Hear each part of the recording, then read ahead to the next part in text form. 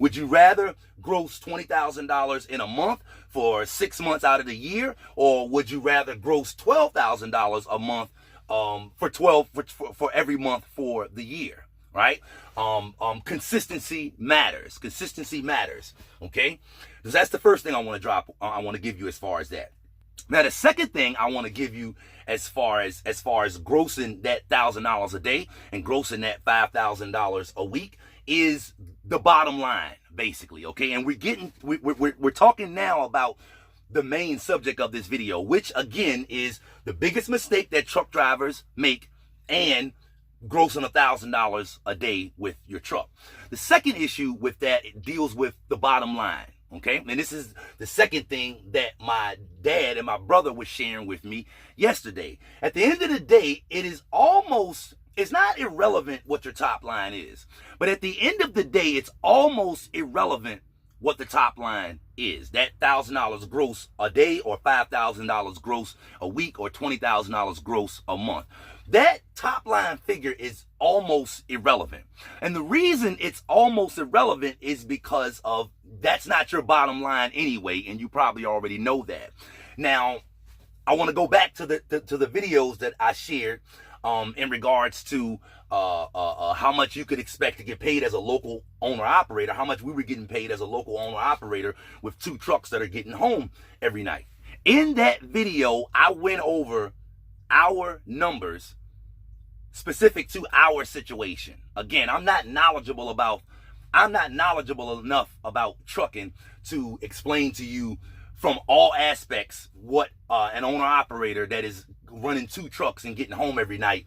I can't tell you what everybody's operation would earn them and would cost them. I can only let you know what our operation is earning us and is costing us. And in that video, there were a lot of people, there were people that commented stuff like, well, he hasn't factored in a truck payment.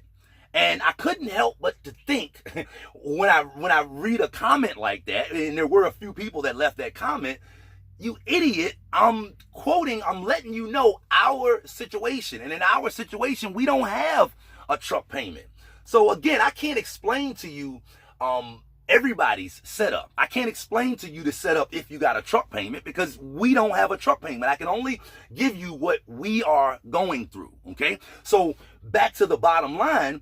Our bottom line is without a truck payment. We don't have to factor in a truck payment to our expenses, to our bottom line. But you may have a different issue going on. You may have a truck payment, okay? And so again, going back to speak to the individual that is just throwing it out there loosely, oh shoot, my truck make more than yours. My truck gross $5,000 a week. Well, how are you set up? How are you set up? Because that matters, right? You might have a higher insurance bill than we do because you haven't been protecting your CDL. You may have a higher truck payment than we do, which again is going to affect your bottom line, okay? In other words, what I'm saying is, again, going back to the main theme of this video, the top line figure is almost irrelevant.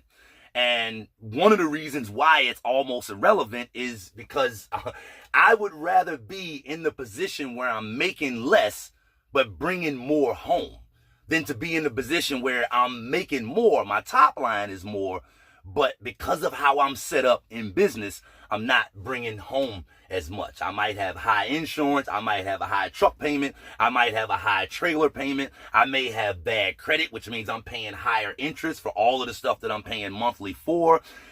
My setup might be totally different than your setup. And in that situation, the top line figure is really irrelevant if at the end of the day, that is causing you not to bring home as much as the other individual.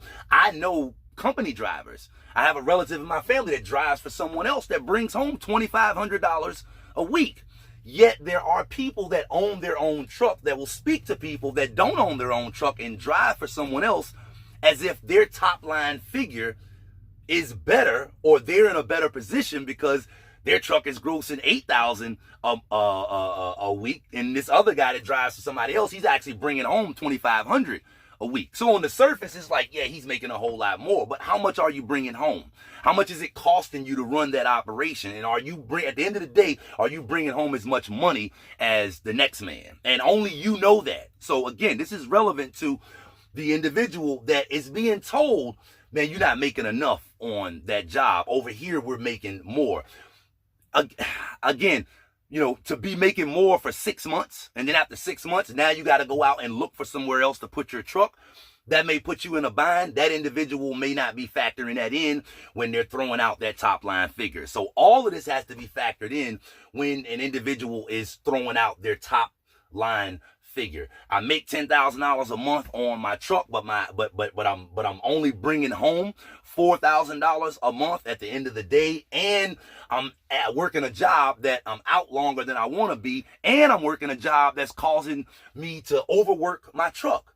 Yet I throw it out there to people, hey, you ain't making enough over there. My truck grossing $10,000 a week over here, but you're not factoring in all of that stuff, okay? So I want to move on to the next thing because I didn't want this video to be as long as it is, but I'm really feeling the subject that I'm talking about. So just now we were talking about the bottom line, what you actually bring home after all of your business expenses are paid. And again, a lot of that has to do with how you personally are set up in business. It has less to do with the top line and it has more to do with how you're set up. But the next thing is what I call the bottom line. And the bottom line, here's what I'm talking about that. We bring home as owner operators a certain amount of money after all business expenses are taken care of. But once we bring our money home, what do we do with it? What do you do with $1 once you bring it home? This is the bottom line. So again, my truck makes $10,000 a month. Because of business expenses, I'm only bringing home $4,000 a month. And if I was set up in business differently, I could be bringing home $6,000 a month, but I'm only bringing home $4,000 a month. And because I'm not handling my money correctly at the house, right? Because I'm taking my money at the house and I'm buying depreciating assets, right? I'm not putting my money that I'm saving to work for me, which means at the end of the day, I'm in a position where I'm basically spending all of the money that I make. I bring home $4,000 a month, but because I'm not doing the right thing with my money, at the end of the day, I can't stop working. I can't get out of the truck because I won't be able to cover my bills. Now, how do I know that this is the biggest mistake that most truck drivers make? Well, an economic study was done recently. I'm sure a lot of you have heard of it or have heard these figures or these stats before. But it was done maybe a year ago, and it said that the average American, if they have an emergency that will cost them $500, they'll have to borrow the money to cover that emergency. And the reason most Americans are in that situation is because we're not, at the end of the day, we're not handling our money correctly. And as an owner operator, not only do you have to handle your business expenses correctly, not only do you need to have your credit good so that you can partake in the lowest interest rates, but the money that you're keeping, that you're bringing home, you need to put that to work for you as well. If your only source of making income is you getting in the truck and having to drive the truck, then you're going to face a problem in the future. You're going to come to a crossroad, what I call it, where you're going to get tired of what you're doing and you're going to want to stop. And it's like, okay, I've been doing this for this long and I don't know if I want to do it. I don't have anything to show for what I've done except a bunch of depreciating assets. At the end of the day, I have a negative net worth. Right?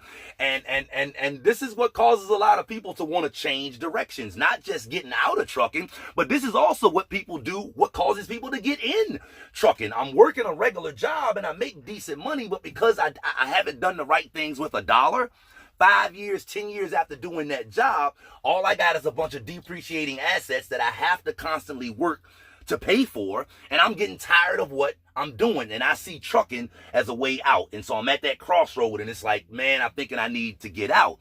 Trucking will not necessarily solve all of your issues. Trucking will allow you to make good money, but a lot of our problems is not that we don't make money. A lot of truck drivers' problems is that they don't do the right things with their money once they make their money, once they bring it home.